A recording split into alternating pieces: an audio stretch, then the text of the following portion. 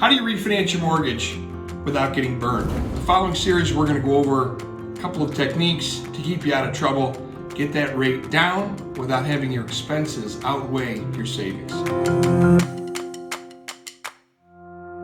Episode 1, Refinance Basics. 3 things. That's it. That's all you need for a refi. Thing 1, thing 2, thing 3. Thing 1, we're paying the old loan off. Thing 2, we're paying the professionals to get you your new low rate. Thing 3, we're setting up the new mortgage. Let's go through that. All right, let's get started. Thing 1, we're going to pay off your loan. Your mortgage payoff is your principal balance plus interest used in the month that you're living in your home.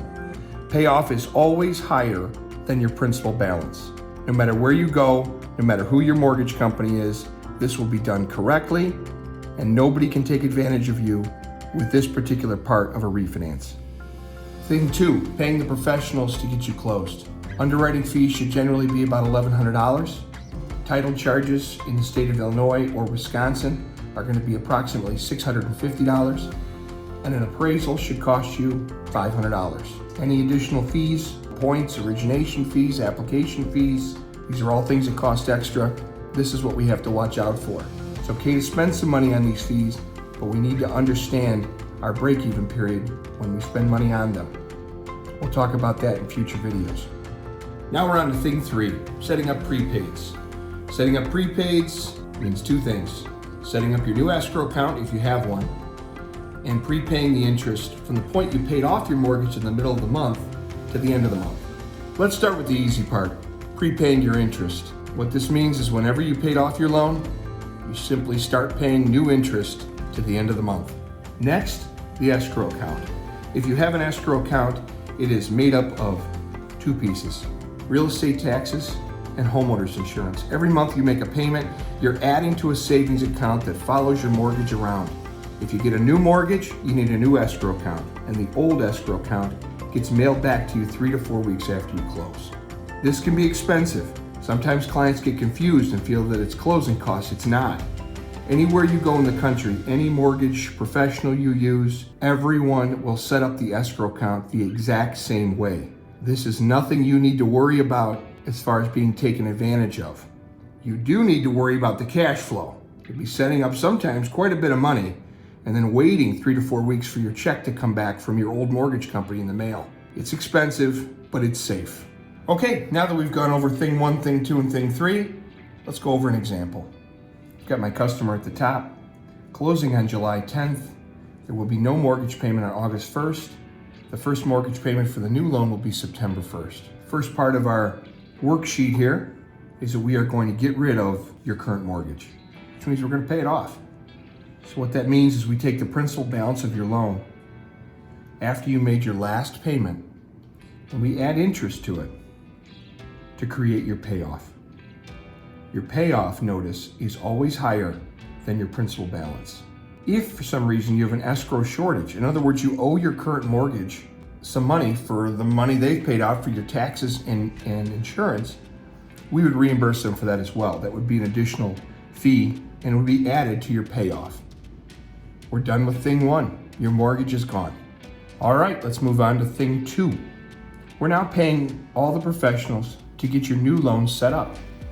$650 for title, $1,100 for an underwriting fee, and $495 for an appraisal if we need to do one. The reason the $495 is up here in the right-hand column is because an appraisal needs to be paid for before your closing. An appraisal is paid for outside of closing, so that's why it's separate, but still necessary to get your new loan set up. In future videos, we will discuss origination fees and points. We're going to talk about that. We're going to talk about what that means for you, what your break-even periods are, and if it makes any sense for you to pay any additional money to get lower rates. These origination fees mean you're going to get a lower interest rate, and that's okay, but we need to understand the math. We'll go over this in future videos. Thing 3, setting up your prepaids. Notice that with your payoff, we collected interest on your old mortgage from 7/1 to 7/14. Your new mortgage is 7/14 to 7/31. We have split up the month of July between 2 mortgages. We are also going to set up a new escrow account. Line 11 and 12 are collecting homeowners insurance and taxes to set that money up with your new mortgage company so that your new mortgage can pay your taxes and insurance when they come due throughout the year. Thing 1, Thing 2, and Thing 3. They all cost money, but one is not like the others. Thing 1 is collecting interest for your old loan. Thing 3 is collecting money to pay your taxes and your homeowner's insurance and your interest for the new loan. Thing 2 is collecting money to pay professionals. This is where refinancing can be tricky and a consultation with a mortgage professional is required. Thing 1 plus Thing 2 plus Thing 3 equals our subtotal. And we've decided at Mortgage Capital Group to eliminate Thing 2. So we are only left with the expense of Thing 1 and Thing 3. Thing 1 and Thing 3 make our cash to close $7,825.70.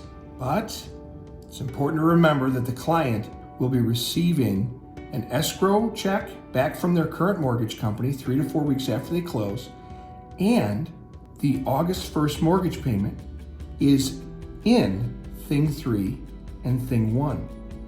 It is comprised of interest for the first half of the month, interest for the second half of the month with the new mortgage, 1 month of taxes, and 1 month of homeowner's insurance. It's in Thing 1 and Thing 3. And so while there certainly is cash due at the closing, it isn't due to closing costs or extra fees. It's the things that clients have to pay for with every single refinance anywhere you go. In the next video, let's focus on Thing 2. The thing that can be the thing that costs people a lot of money. Okay, so that's it. Episode 1 is over. Thing 1, Thing 2, and Thing 3. Isn't it nice? All we need to worry about is what you're paying to get your new low rate. Join me for Episode 2. Let's get into some depth into that. Get you educated. Let's talk about break-even period. Very exciting stuff. Join me.